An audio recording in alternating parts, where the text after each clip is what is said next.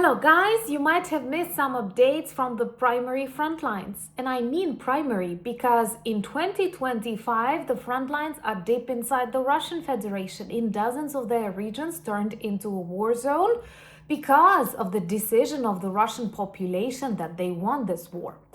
But today in Dobropilla, Ukrainian army managed to destroy a huge Russian mechanized column that consisted of 6 tanks, 15 various armored vehicles, and of course a lot of invaders that were successfully neutralized. Also, a huge fire and detonation that lasted approximately 20 minutes took place in Budyonnovsk on a chemical plant that is Stavropol region, and the plant is known as Stavrolen. Russians recorded this video, shared these videos, and then their Telegram channels tried to describe it as explosions in Rivne region in Ukraine. That is a region that borders with me, that was also targeted this night, but no. These huge fires were the result of the Ukrainian drones demilitarizing that military chemical production. And when they discovered it, they were so angry and so demotivated. You are right, I don't have electricity right now. That is a planned outage, and you see, nothing can stop me from talking to you. But this is the huge difference between what Russians target in Ukraine: homes, kitchens, kindergartens, electricity, and what we do to defeat the Russian army. We target legitimate military facilities, mechanized columns, and of course various production sites.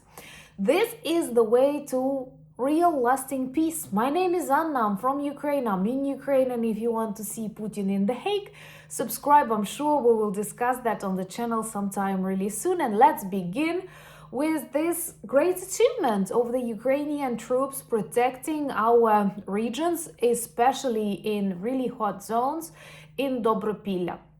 Russians, they desperately need to demonstrate some results. You know that these days Putin is known for speaking about the particular city captured by the Russian army, and then the Ukrainian president will come, take a photo and a video there, and Putin literally has nothing to say.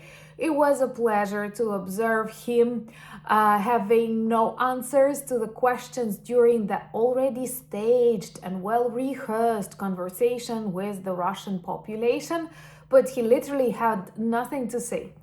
The same happened in Dobropilla, which Russians also often count as a city almost under their control, but it seems like most of those controlling it were burnt, including 6 tanks. That's a lot, that's expensive for the empty Russian budget, 15 various kinds of armored vehicles, and of course different kinds of weapons. This was a smart, careful operation developed by the Ukrainian army and performed both with artillery and with drones, because that is the 21st century war and drones decide almost everything. That's why I'm super happy and very honored to announce our Christmas campaign, New Year campaign with our favorite NAFO. And this one has amazing patches, amazing purpose, and also supports a unit, one of the units actually from my hometown Lubert, named after one of the dukes that governed here in the 13th, 14th century. So please check the link, and if you want to do something good to create a small miracle to the brave Ukrainian soldiers, consider supporting this campaign that I will link in the first pinned comment. Also, today a very serious explosion took place in Budyonnovsk. That is another city named by one of these revolutionaries at the dawn of the USSR, and it's really difficult to imagine that cities named after bloody communists still exist all over the Russian Federation. That is their reality, so never believe that Russia is a country of Christian values. Russia is the country that actually destroyed cathedrals and targets innocent people just before Christmas. We all know there will be more attacks, more electricity outages. Today, a lot of the Ukrainian regions experience drones, Kinjal missiles that, by the way, were intercepted by the brave Ukrainian F-16 pilots. And here I need to thank you. But Trust me, Russia is not about any values at all, because we're talking about this Christmas period. They won't be able to stop the light inside us. We are determined to defeat this evil, but look what they are doing. And we are destroying another chemical plant that is actively used by the Russian army, located in Budyonnovsk, and that is Stavropol region, and the factory is known as Stavrolen. I love it how Russians trust Ukrainians. They know we only target military facilities, so they stay really close to these locations. They record dozens of photos and videos, actually dozens of thousands of photos and videos. They upload it all on the internet, and then Russian propagandists took these videos to describe it as a successful operation of Russians in Ukraine. And when they learned that no, that's not a Ukrainian something exploding, but that's actually your Russian Stavrolen exploding, they started deleting it. And that is one more reason why more and more Russian regions, including St. Petersburg, Putin's hometown, experience really long outages of the internet. Once again, here I am, after a serious attack on the Ukrainian infrastructure, with more electricity outages for more Ukrainian regions during this Christmas season. And I have internet. I'm using my internet. I'm using my mobile internet. And you will watch this video, and I may still be in the darkness, but with the mobile internet.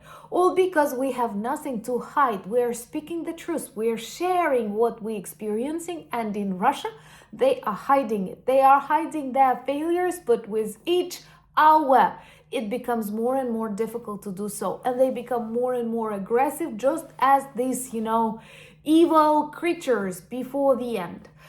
I do not know how can we explain that actually they have targeted the fourth Turkish vessel in the Black Sea. Russian drones, they are poking a bear in this case, because believe me, NATO Turkey is way stronger than the collapsing Russian Federation with an empty budget, and Russians that run to withdraw billions of rubles during just this December, all because they know the reality.